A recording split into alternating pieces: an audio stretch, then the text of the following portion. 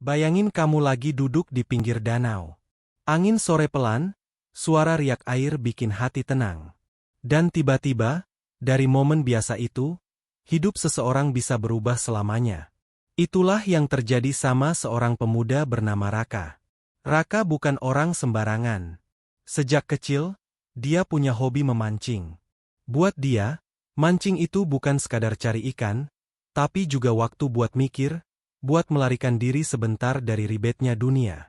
Suatu sore, setelah seharian capek ngurusin kantornya yang sepi klien, Raka duduk di tepi danau. Dia lempar kail, nunggu, dan akhirnya seekor ikan besar tersangkut. Tapi anehnya, ikan itu nggak berontak. Justru tatapannya seolah minta tolong. Raka yang hatinya lembut, melepas kail dari mulut ikan itu, lalu melepasnya kembali ke air. Dan detik itu juga, air danau berputar, cahaya muncul, dan ikan itu berubah menjadi sosok dewa. Dewa itu berkata, "Kebaikanmu tidak akan sia-sia. Aku akan beri kamu 3 permintaan. Tapi tidak sekaligus. 1 bulan sekali, 1 permintaan, kamu boleh meminta 1 hal. Hari ini, permintaan pertamamu akan kukabulkan." Raka bengong, antara percaya dan gak percaya. Tapi di lubuk hatinya, dia tahu ini nyata. Permintaan pertama, Raka minta supaya perusahaannya, sebuah perusahaan investasi kecil, mendapat pemasukan yang sangat banyak. Dan benar saja, sehari setelahnya, kantor yang biasanya sepi, mendadak rame. Telepon berdering terus. Orang-orang ngantri, bawa uang, percaya penuh sama janji manis Raka. Dari yang biasanya cuma bisa bayar kos-kosan pas-pasan, sekarang Raka bisa beli mobil, apartemen, bahkan mulai dikenal sebagai pengusaha muda sukses. 1 bulan selanjutnya, Raka datang lagi ke danau untuk permintaan keduanya. Kali ini Raka minta seorang istri yang cantik. Nggak lama, hidupnya benar-benar berubah. Seorang wanita jelita, anggun, dan baik hati, muncul dalam hidupnya. Entah gimana, mereka cepat sekali menikah. Hidup Raka makin sempurna. Kaya, sukses, dan punya istri idaman. Tapi seperti biasanya, manusia kadang nggak pernah puas. Bulan ketiga tiba. Dewa menunggu. Raka berpikir keras. Dia sudah punya harta. Dia sudah punya cinta. Dan akhirnya dia memutuskan, dia ingin terkenal.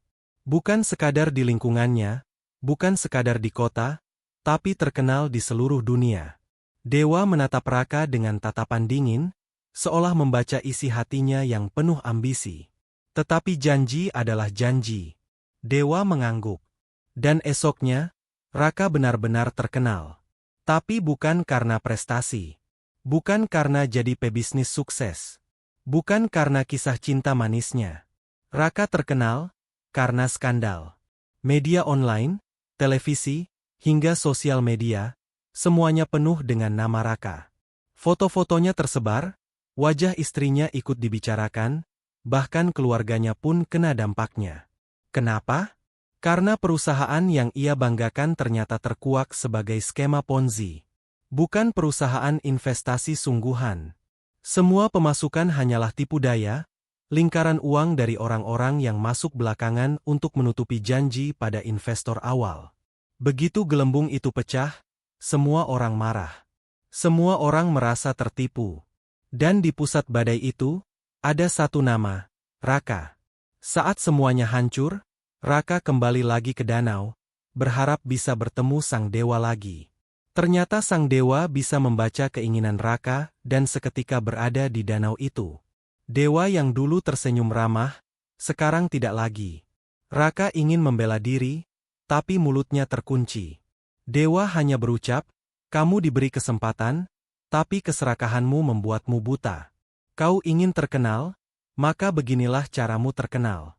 Dunia tahu namamu, tapi bukan dengan hormat, melainkan dengan cemooh." Raka terpuruk. Dalam sekejap, kekayaan hilang, cintanya retak, dan reputasinya hancur.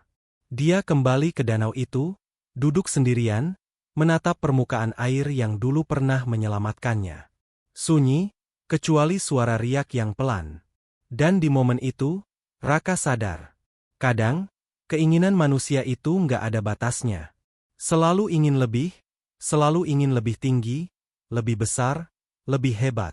Tapi ketika keserakahan yang memimpin, semua yang sudah didapat, bisa hilang dalam sekejap. Malam itu, Raka menutup mata, menghela napas panjang. Entah apa yang menanti dia besok. Tapi satu hal jelas, dia nggak akan pernah lupa, bagaimana seekor ikan kecil bisa mengubah seluruh jalan hidupnya. Dan buat kita yang mendengar ceritanya, mungkin ada pelajaran yang bisa disimpan diam-diam di hati. Bahwa rasa cukup kadang jauh lebih berharga daripada 3 permintaan dari dewa manapun. Jangan lupa bersyukur ya kawan-kawan.